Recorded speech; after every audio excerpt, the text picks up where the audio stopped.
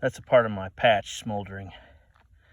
I'm running a 490 ball. I think I need to be running a 495, and that's a denim patch. It's shredding them.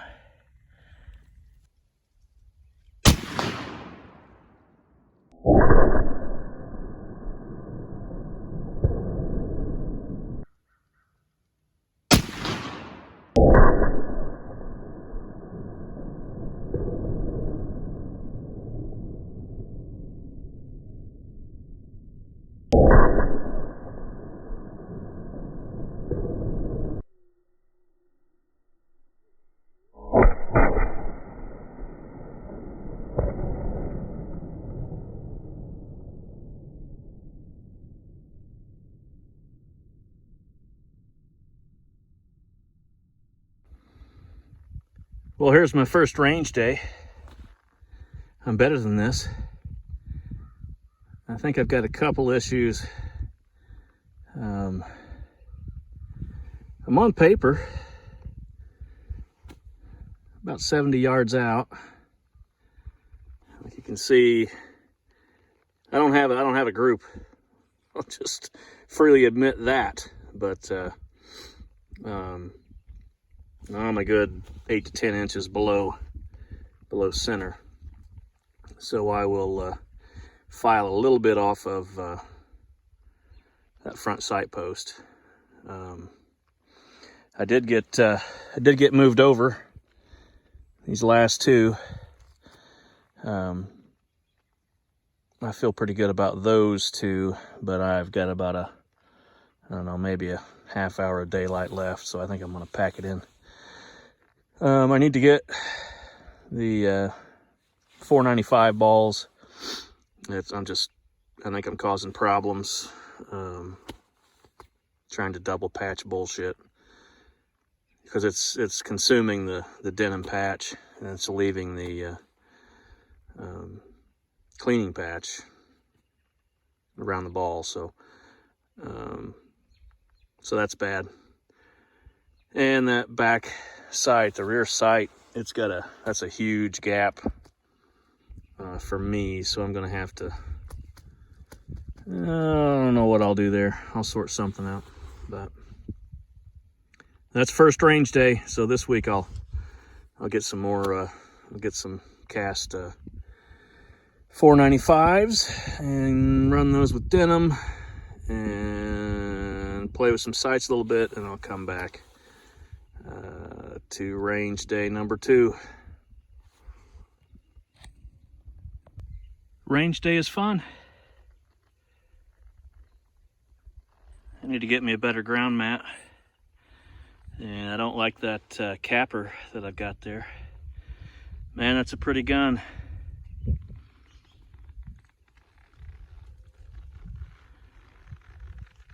All 6 feet of it.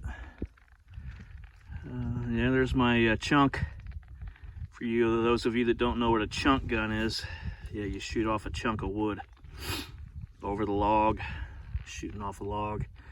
This is test to see what's happy for me with my shooting position and that wrist.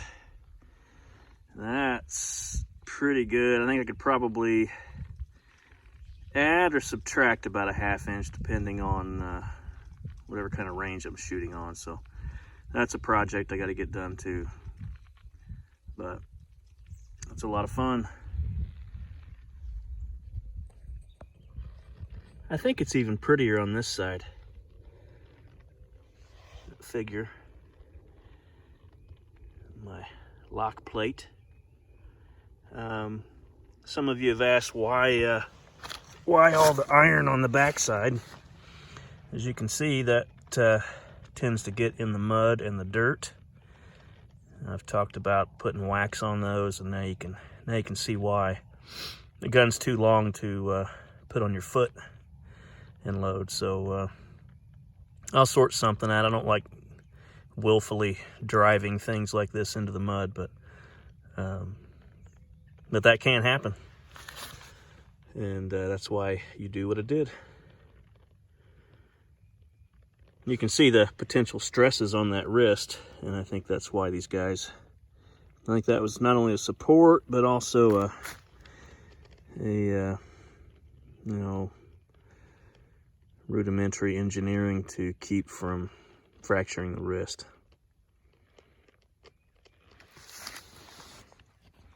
And down there across the pond, about 70 yards, is my point of impact.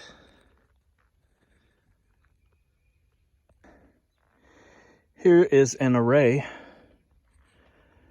of debris used for shooting and loading, or loading and shooting. I got a powder measure, breech scraper, bore brush, short start, jag. I got a patch grabber, or a worm, some patch knife,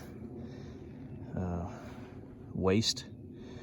On matches, I will wipe the bore a couple times before I reload, just to keep that fouling down. There's a priming horn for another gun I have. And this mystery device, wouldn't you like to know? Jar of bacon grease. And there's what I'm shooting. This little .490 ball for a 50 caliber rifle. You can't just shoot a full 50 caliber ball, or you'll have issues, and you need to turn it into what, a sabot? I guess the patch acts as kind of like a sabot to fill the rifling. There's other forms of shooting where you don't need a patch, but yeah, that's what we're doing here in this competition. Is round ball, not mini ball. Here is a good thing to do that I picked up over the years.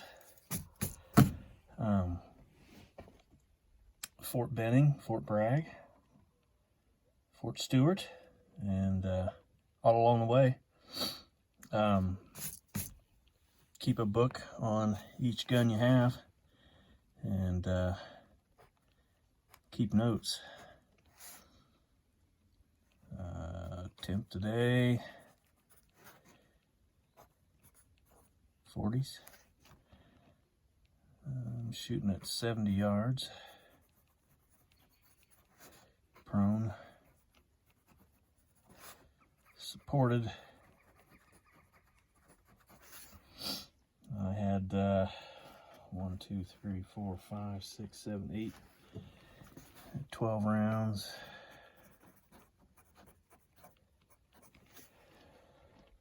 And I think I'm a good 10 inches low.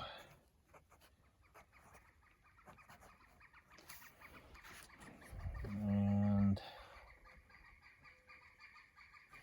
pretty well on it.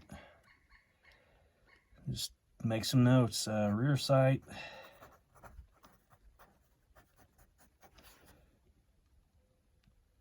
Is wide. And I need to file the front sight.